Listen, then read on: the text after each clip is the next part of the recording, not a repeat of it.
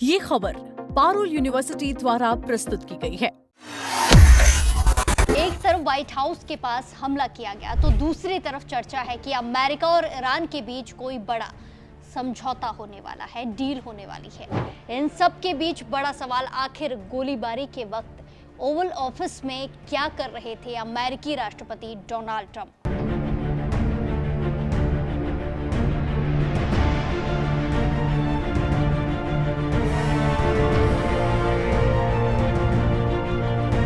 America की राजधानी Washington में व्हाइट हाउस के बाहर अचानक गोलियां चलने लगी।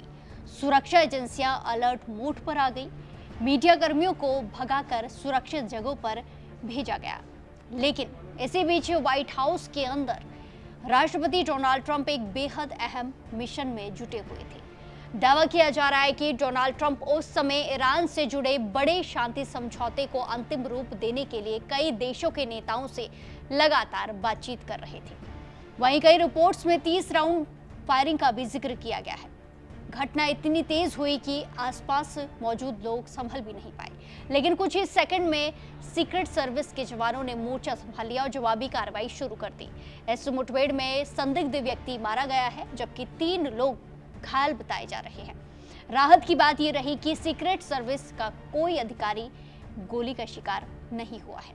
घटना के तुरंत बाद पूरे व्हाइट हाउस परिसर की सुरक्षा बढ़ा दी गई है और कई हिस्सों को अस्थायी रूप से सील कर दिया गया है। सबसे बड़ी बात यह रही कि जिस समय बाहर गोलियां चल रही थी, उसी वक्त अमेरिकी राष्ट्रपति डोनाल्ड ट्रंप व्हाइट हाउस के अंदर ओवल ऑफिस में मौजूद थे। ट्रंप उस समय ईरान को लेकर एक बड़े शांति समझौते पर बातचीत कर रहे थे।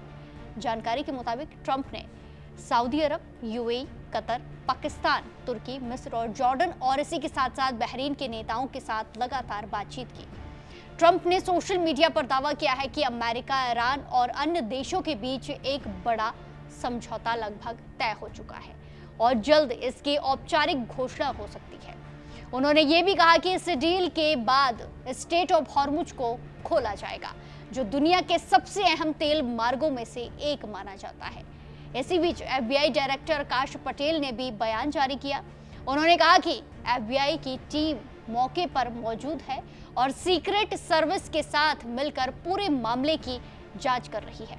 अधिकारियों का कहना है कि अभी तक हमले के पीछे की मंशा साफ नहीं हो पाई है, लेकिन हर एंगल से जांच की जा रही है।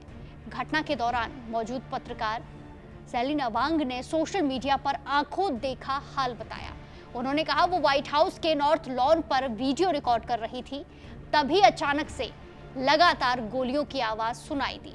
इसके तुरंत बाद सुरक्षा अधिकारियों ने मीडिया कर्मियों को दौड़कर प्रेस ब्रीफिंग रूम में जाने को कहा, सुरक्षित जगह जाने को कहा। सेलिना वांग ने लिखा कि कुछ सेकंड के लिए ऐसा लगा जैसे पूरा इलाका युद्ध क्षेत्र में बदल गया हो। लगातार सायरन बज रहे थे, सुरक्षा एजेंसियां भागती दिख रही थी और हर तरफ तनाव का माहौल था।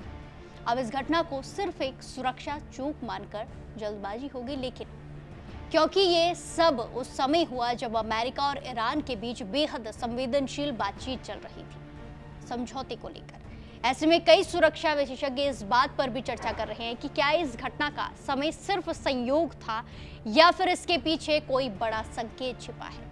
हालांकि अमेरिका के प्रशासन ने अभी तक किसी आंशिक साजिश की पुष्टि नहीं की है, लेकिन व्हाइट हाउस के बाहर हुई इस फायरिंग ने दुनिया भर की सुरक्षा एजेंसियों को अलर्ट पर डाल दिया है। अमेरिका में राष्ट्रपति की सुरक्षा को दुनिया की सबसे मजबूत सुरक्षा व्यवस्थाओं में गिना जाता है। ऐसे में व्हाइट हाउस के बाहर हुई गोलीबारी फायरिंग ने कई सवाल और खड़े कर दिए हैं। फिलहाल जांच जारी है और आने वाले घंटों में, दिनों में कई बड़े खुलासे हो सकते हैं। लेकिन एक बात साफ है, जिस वक्त बाहर गोलियां चल रही थी, उसी वक्त अंदर दुनिया की राजनीति बदलने वाली बातचीत भी चल रही थी। तो क्या व्हाइट हाउस के बाहर हुई गोलीबारी सिर्फ एक हमला थी या फिर किसी बड़े भू राजनीतिक तनाव का संकेत थी?